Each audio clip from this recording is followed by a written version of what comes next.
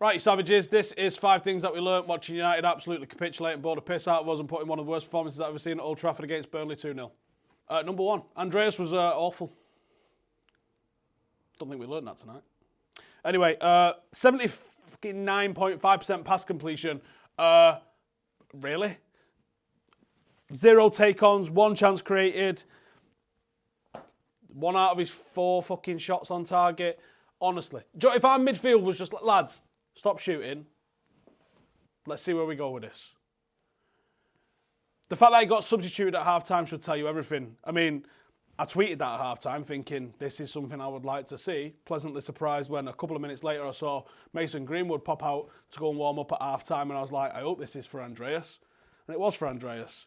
And I don't really know if it made a lot of fucking difference actually in the second half because we were still shit. Aaron Wan-Bissaka is improving. 4 chances created tonight from Wan-Bissaka, which it's progress, I guess, isn't it? 18 out of 21 attacking third passes, which was the 4th highest on the night. No player completed more crosses with 2. 3 out of 7 take-ons, no player completed more. 9 ball recoveries, 3 out of 3 tackles, he's always going to do that. And 2 interceptions. He's starting to add something to his game going forward. Obviously, defending has always been good, it is really good. But he has lacked, I think he lacks support on the right-hand side, to be perfectly honest with you as well. I see so many times that the option is there to go to the right, but it's just him that's there. And when it's just him that's there, he gets double marked. And look, I don't know how the fuck he was a Premier League winger till 18. I'm going to be honest with you. But it isn't his best attribute is to stand players up and beat them. That's not what Aaron Wan-Bissaka is a Manchester United player for. But that's made even harder by the fact that 2 players are standing there. Even Neymar struggles with 2 players when he's confronted with 2 players. 1v1 is what you want to try and get when you're a fullback. Isolate your guy, maybe get a little bit of space because somebody else is there.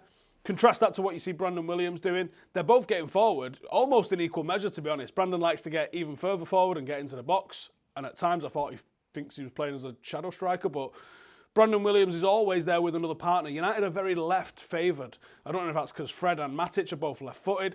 Pogba always liked to go to the left when he was playing. United just like going to the left for some reason.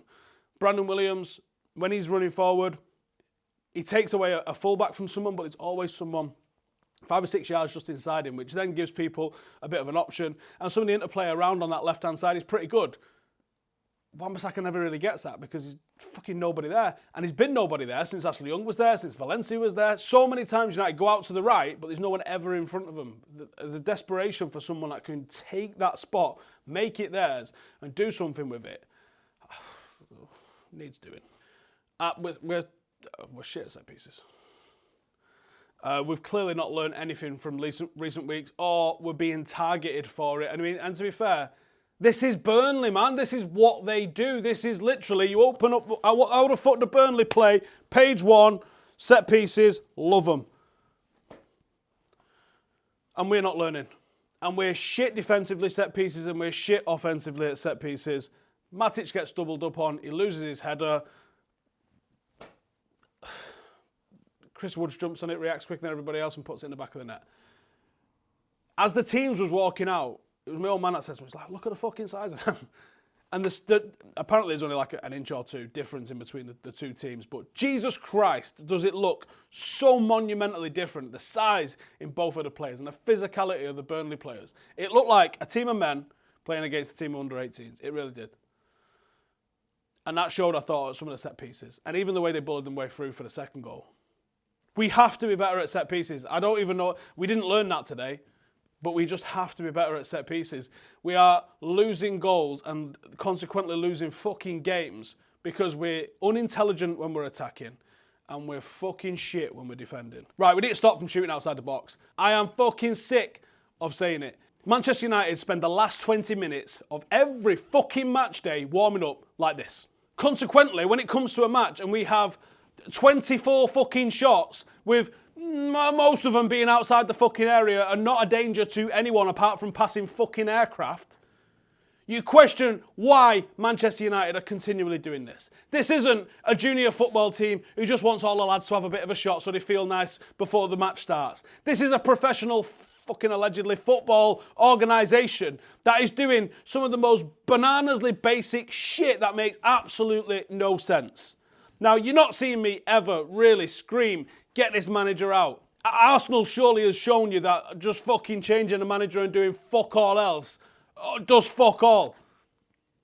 Manchester United need a complete structural overhaul that's going to take some time, and it ain't going to fucking happen whatsoever unless the club actually has the ambition to be better and improve, which I have fucking serious question marks over. But this is one thing that baffles me. One thing that I go, I wouldn't fucking do that. I manage a works five-a-side team, and I wouldn't fucking do this. How are Manchester United, the biggest club in the world, trademark, doing this shit week in, week out? Has nobody fucking heard of expected goals? We are looking at shots that do not fucking go in. Goals are scored from inside the box, the vast majority of. The spectacular bullshit goals that you see from fucking distance, they're a 2% chance of going in. Systematic goals that teams can do again and again and again. Think of Manchester City. Think how many chances that their strikers get. Doesn't matter. Keep going. Same thing, same thing, same thing. Those systematic goals. Why don't we spend the final 20 fucking minutes before we go and play a football match actually working on some patterns of play and ways to score a fucking goal? Instead of this absolutely bullshit. At what fucking point in a football match are you going to find yourself 20 yards from goal having been teed up by a teammate with only the goalkeeper to beat? Answers on a postcard, usual address. It's never, by the way. It's bollocks, and it's not acceptable. Number 5, Old Trafford really turned. There's been a smattering of anti-Glazer and anti-Ed Woodward chants at Old Trafford in recent matches, but last night Old Trafford completely turned. Stand Up If You Hate the Glazers was echoing around Old Trafford, and the entire crowd rose to its feet.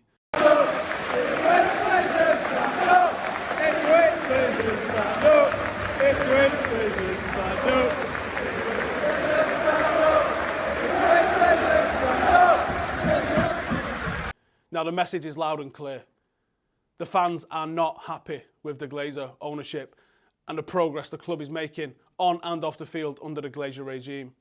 The problem that fans have is that a £4 billion asset doesn't change hands very quickly, and there's but a handful of people in the world that have the capital available to come and buy that and save us from our current ownership.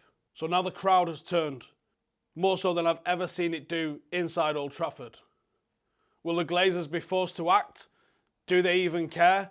Or will they bottle it and sack yet another manager that hasn't been fully backed and hasn't been given the time or the resources that he needs to turn this massive ship around? We're about to find out.